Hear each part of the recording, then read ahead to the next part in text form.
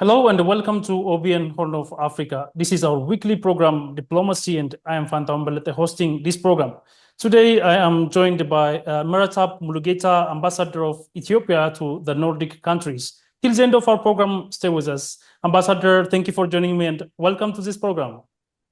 Thank you, Fantaun. Good afternoon to you and to your viewers, and glad to be your guest today. And I appreciate for the invitation. Much appreciated. Thank you very much. Before directly going to our today's discussion, would you tell us a bit about yourself, Ambassador? Well, as you said, my name is Mihretab Mulugeta. I am the ambassador of the Federal Democratic Republic of Ethiopia to the Nordic countries based in Sweden. I have been working as a diplomat for the last 32 years. And I worked in the different capacities, and I served in different countries in different capacities. As I said, I started my service in the Foreign Ministry in the Asia Directorate General, and then I was assigned to South Korea, and then I was also assigned to India and Germany, Frankfurt. In the Foreign Ministry also, I worked in the different capacities in different departments. So I have been working at the Foreign Ministry since the end of 1992 for the last 32 years. Today, we are going to discuss the Ethio-Sweden diplomatic relations and cooperation. To begin with, how has the Ethio-Sweden relationship evolved over time? Well, as you know, Ethiopia and Sweden had a very long historical relationship. It's a very long relationship. Actually, the relationship started as history tells us that it was started in 1860. At that time, the Swedish missionaries were sent to Ethiopia to teach religion, and at the same time also to teach some contemporary education, and they were also giving health services at the same time. So the relationship started 1860 when these missionaries arrived in Ethiopia, and then in the 1920s the prince at that time, Haile-Selassie, visited Ethiopia. Still, he was not the king, and he came to Ethiopia during his tour of Europe, and he came to visit Sweden. And in the 1930s, also early 1930s, actually 1934, the then Prince of Sweden, Gustav Adolf of Sweden, visited our country. I know that is a return of the visit of Prince Haile-Selassie, and the relationship started from there. It started, as I said, with the missionaries, and then slowly it developed into economic relationships with our countries. Until the invasion of the Italian Mussolini invasion, where the relationship stopped for some years. But even during the occupation of the Italian forces of Ethiopia, when our forces were fighting against the Italian occupiers, the Swedish medical team and some Swedish soldiers fought along with our Ethiopian against the Italian occupation, and they used to train also the Ethiopian forces at that time. And then after we won over Mussolini forces, and Haile-Selassie returned to Addis Ababa, this relationship started to grow again. And in the 1940s, the two countries opened their embassies in the capital of each country. So the beginner to open an embassy was the Swedes. They opened their embassy in 1946, and Ethiopia opened also its embassy in 1947. And after that, the relationship grow in different capacities. And after the end of the Second World War, there was the communist and group, and the West also the capitalist group. But at that time, the emperor, didn't want to include Ethiopia in one of the blocks, so he wanted some neutral friends. Because of that, and at that time, Sweden used to follow, even during the Second World War, used to follow the neutrality, and it was considered as a neutral country. Because of that, the emperor he really started to develop the relationship, very close relationship and friendship with Sweden. In that regard, the emperor in 1954 came to Sweden, visited Sweden, and requested different assistance, different cooperation with the Swedish government. Actually, in 1946, after the end of the Second World War, Ethiopia was the first to receive the development cooperation from Sweden in the form of 5 million Swedish kroner. That was the first development cooperation we had with the Swedish government at that time. And the emperor used this to enhance the economic activity, and to also recruit officers and trainers from the Swedish government. So this is how it evolved. Actually, we have to mention here also, after the end of the Second World War, the Swedes sent their officers and different medical professionals, teachers to Ethiopia to help develop the economy. In this regard, we have to mention here that Sweden is the country which helped the Ethiopian Air Force to be established. The name of the person who was leading this establishment was a Swede Air Force or a pilot called Count Carl Gustav von Rosen. So he came to Ethiopia, and he was serving the emperor at that time, and he was instructed by the emperor to establish the Ethiopian Air Force. So they helped us in addition to other establishments. We have to mention here that they were the ones who helped us to establish this Ethiopian Air Force. And there were also exchange of visits, as I mentioned, in the 1920s, early 20s, the Ras Tafari or the Prince Tafari visited Sweden while he was visiting Europe. And then in 1954, again, he came to Sweden for his visits. At the same time, the King of Sweden also visited Ethiopia. There were a lot of exchange of visits after that with the ministers and different officials.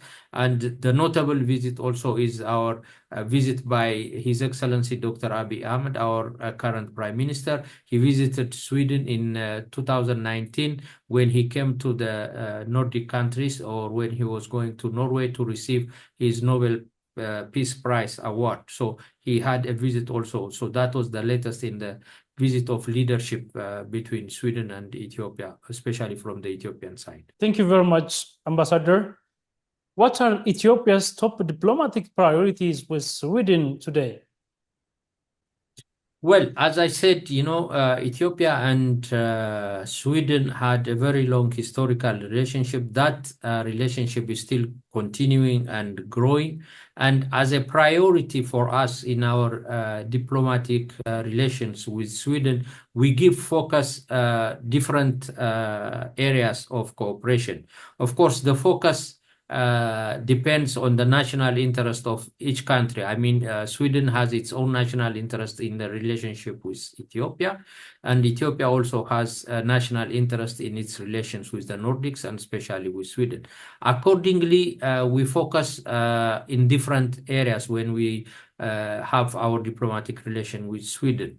The first one is, as you know, Sweden has a very long and well-developed development cooperation with our country, and it has been providing development assistance to Ethiopia. So in our diplomatic relation, we work to strengthen further this partnership, particularly in the areas of education, health, agriculture, and other aspects which the Swedes also give priority. The other one is the economic partnership.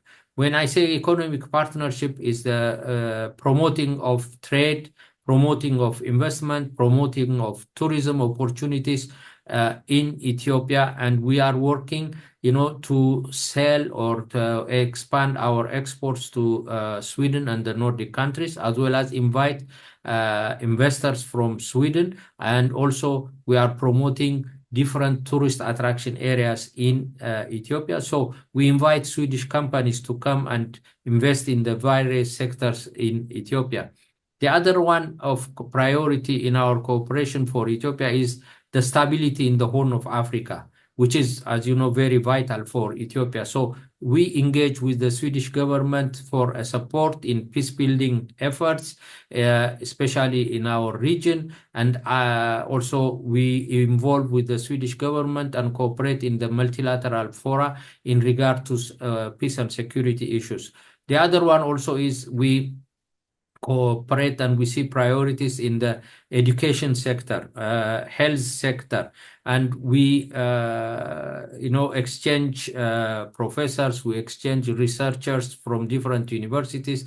We send students, not many, but the students come to Sweden to learn and study here, and we also cooperate in regard to in effort of humanitarian assistance, especially in light of the national disasters affecting our countries. And also we have a very good relationship, and we give priority also to climate change and sustainability.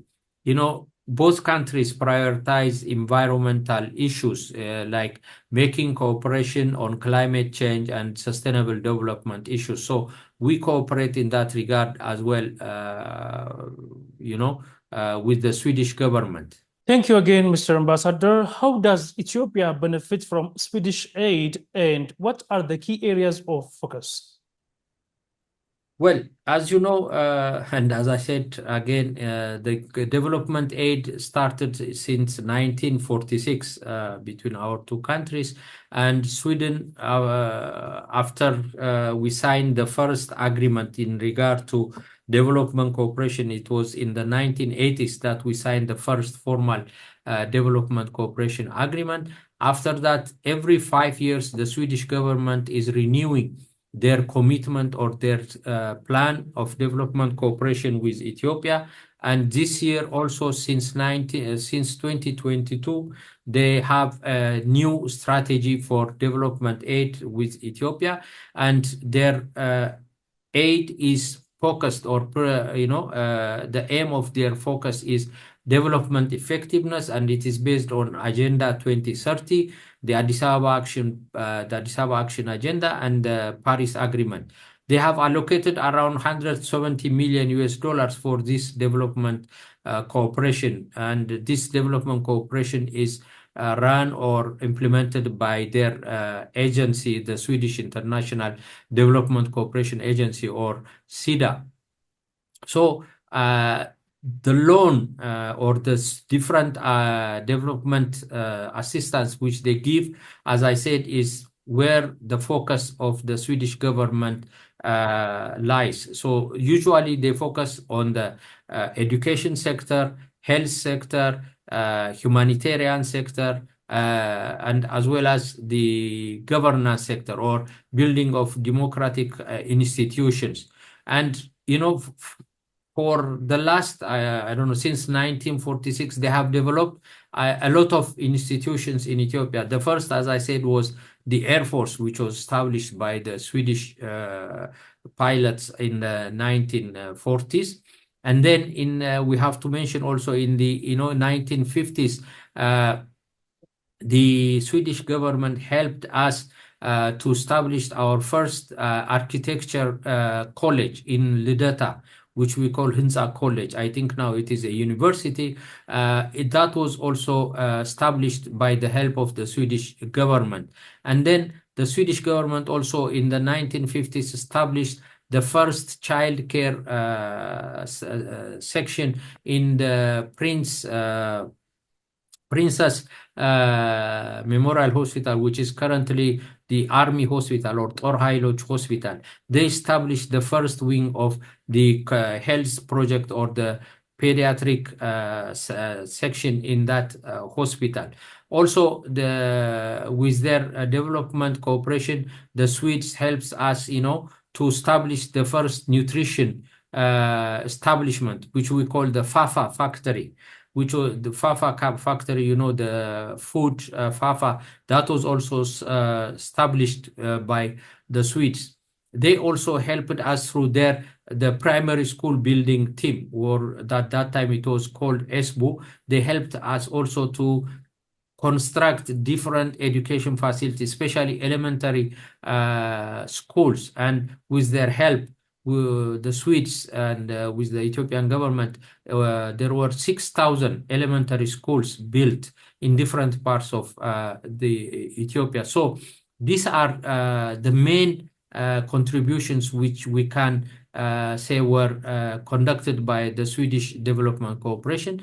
Currently, as I said, they have a 4-year program started 2022 until 2026, and the focus is mainly on human rights, democracy, and the rule of law, the environment and the climate and sustainable use of natural resources, and the sustainable economic development. So they are providing, as I said, around 170 million US dollars. In cooperation, we are conducting this development assistance. What initiatives are in place for Ethiopia and Sweden to combat climate change? Well, as I said, Sweden and Ethiopia, we have common issues in the environment issues and the climate change issues. So we cooperate through the development cooperation. We cooperate together. And as you know, Ethiopia faces a lot of climate change and environmental issues and natural disasters. So Sweden's development cooperation comes at hand in this regard. And it helps us, to create environmentally and climate resilient sustainable development in our country. It helps us to reduce the environment and climate impacts that affects our, agriculture mainly and other development activities. So we work together with the Swedish government in which we try to create a sustainable management and the use of natural resources so that we can sustain the ecosystem. And then we have different activities which contribute to food security in our country, in the improved climate change adaptation and resilience and the building of disaster resilience and reduction of disaster risks. So these activities helps us, to promote the environmentally and the climate resilient sustainable livelihoods in the production and agriculture efficiency, and to bring innovative working methods in this regard. So we are working in this regard, cooperating with the environment and climate change issues with the Swedish government. How does cultural exchange enhance Ethiopia-Sweden ties? Well, we have a very close historical relations, and with this historical relationship, our cultural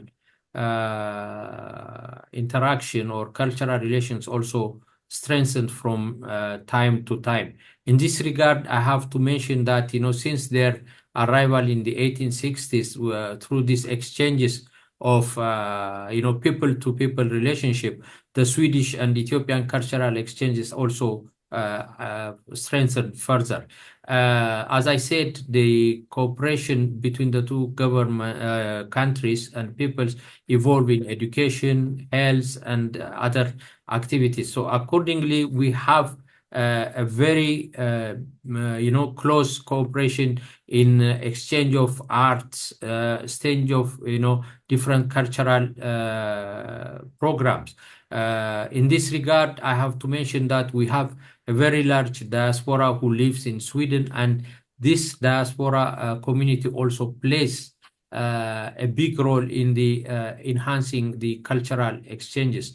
we have different restaurants in Sweden, Ethiopian restaurants. So most Swedes know the Ethiopian cuisine. They go out and they eat our injera, they eat our food. So they know that. And the diaspora, they in their communes where they live, they hold events, festivals, cultural celebrations, that highlight Ethiopian traditions and music and other programs. So the Swedes, they go and participate in this cultural event. So they share this culture. And at the embassy also, we sometimes celebrate the main festivities in Ethiopia, and we invite Swedish who work in government offices so that they can experience our cultural events and Ethiopian tradition. So we are working in this regard, to promote our cultural activities, cultural events. Recently, we celebrated the Irrecha 2 weeks ago, actually. We celebrated Irrecha, and then before that, the Ashenda was celebrated also by the Tigray community here. A New Year was celebrated as well. So the people or the Swedes, they participate in these events. And also, during Sundays or Ethiopian holidays, you could see Ethiopians, having their national dress, traditional dress, and some Swedes also, they got married with Ethiopians. So you could see the Swedes also wearing our traditional clothes, participate in these events and traditional functions. So you could see the exchange of, cultural ideas. Also in Ethiopia, we have different Swedish events and festivities being celebrated by the embassy and the Swedes living in Ethiopia. So the Ethiopians also came to know different different events and festivities of the Swedes. Here, I would like, to mention in the cultural exchange, I would like to mention that, in the 1950s, from one of the officers who came to Ethiopia, there was a person called Nis Kanan. Nis Kanan came to Ethiopia as a sport teacher in the imperial life guard cadet school, which we call at that time the Kibur Zabanya school. So this guy was an athlete, and he helped to train Abebe Bikila. He was the first trainer of Abebe Bikila, and he helped Abebe Bikila, on his training to participate in the Olympics and the win of the gold medal in Rome Olympics. So the involvement of the Swedes is not only in the political or economic development, but they have also involved and worked together with Ethiopians in the cultural aspect and different social events also. What prospects do you see for deepening diplomatic ties of these countries? Well, when we talk of the prospects, of course, we have to see that our two countries have their own focus or natural interest here. So the two countries engaged in, mutual interest as well as shared goals, to strengthen the partnership and to move forward. And as I said, for us, the main focus here is, to increase the economic cooperation between the two countries. So we are trying to work, and we think there are prospects here in the enhancing or the increase of the trade engagement and trade cooperation between the two countries. So we are looking, to engage in trade diversification, expanding the range of traded goods and services, which can benefit both countries. And we try to invite different businesses from Sweden to trade with Ethiopians, to import Ethiopian exportable goods. So we are trying to engage with different Swedish companies, to expand their trade. And we are helping also by matchmaking or pairing Swedish companies with Ethiopian companies, as well as also we are trying, to bring to our country different technologies and machinery that are, helpful to our country's development efforts, that can be applicable to our country for the development of our economy. And the other one is, the prospect we look is the investment prospect. As I said, there are different Swedish companies who have an interest to come to Ethiopia for investment. They are now showing interest. We had a problem of working with Swedish companies during the conflict in Tigray because, the medias and other aspects of propagating war and conflict in Ethiopia. But now, since we signed the Pretoria Peace Agreement and the measures taken by our government, more and more Swedish companies are encouraged, to come and invest in Ethiopia, although they have some still difficulties to overcome and convince themselves, to come to Ethiopia. But we are working with interested companies to invest in key sectors. They are interested especially in the energy sector, especially the renewable energy, in manufacturing of different machineries, and the infrastructure sector. So they are interested in the outsourcing of clothes and other aspects as well. So we are trying also to create, the joint venture matchmaking with Ethiopian investors as well, so that they can establish a joint venture and produce goods in Ethiopia.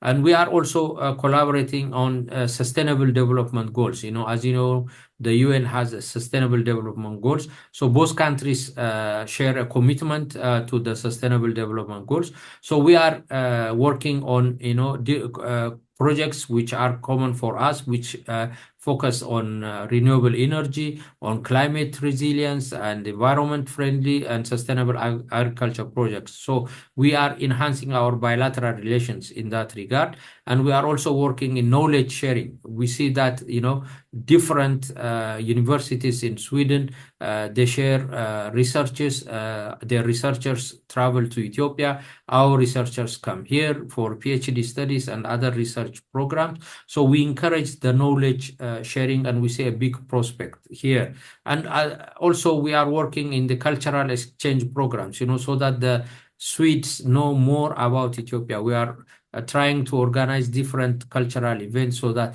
the Swedish people know the culture of Ethiopia, the different traditions, the different cultures, so that they will be able, to go, or encouraged to go to Ethiopia and see further and engage in our tourism festivals, to do different holidays in Ethiopia. We had different religious festivals, cultural festivals. So we try to bring here the cuisines, the music, and other Ethiopian cultures, so that they will be encouraged, to go to Ethiopia. What the key message do you want to share with our audience? Well, when I visited some parts of Sweden, and when I see their old history, when I see their old towns, sometimes, I could feel that what we are doing currently, what our government is doing currently, is going on the right direction. You could see that Sweden passed also, through the process which we are passing through now. So now they are a very well developed, a very well, rich country.